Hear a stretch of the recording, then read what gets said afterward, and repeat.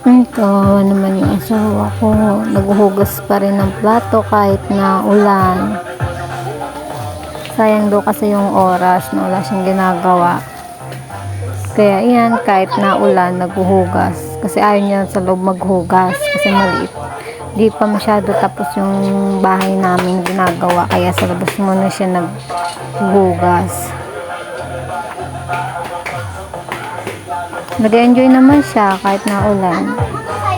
Namaya marami siyang gagawin sa bahay. Pagkatapos na maghugas, magluluto siya. Ayaw niya ako paggawain sa bahay. Yan, bago siya gawa sa CR, magluluto daw muna siya. Magtatagtag muna daw siya ng manok para wala na akong gagawin. Pagkatapos niya maligo, ayan na ginawa niya. Nagtadtad na siya. Ayan yung gagawin niya mamaya, CR. Pagkatapos niya magluto.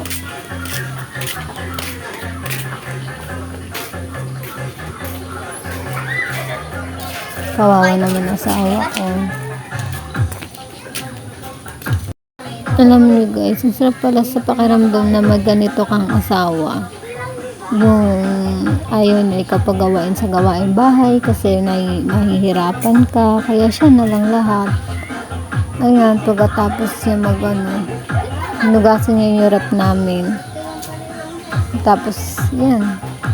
Naghuhugas siya nagpupuna siya ng rep para daw malinis. Kasi ayaw niya kasi sa bahay na makalat. Kaya gusto niya malinis lagi. Sabi ko ako na sabi niya siya na daw Tapos na rin daw siya linis ng isda, ng hasang. Tapos niya na daw. Hindi niya na ako tinawag para pag uwi ko daw. Ayan, na lang ako Facebook. Alam ko, normal lang to sa mag-asawa, pero sa akin kasi parang special kasi ngayon ko lang kasi ito naranasan kasi sa dati ko na pinapabayaan lang ako, na ako gumagawa. Ngayon, baliktad naman.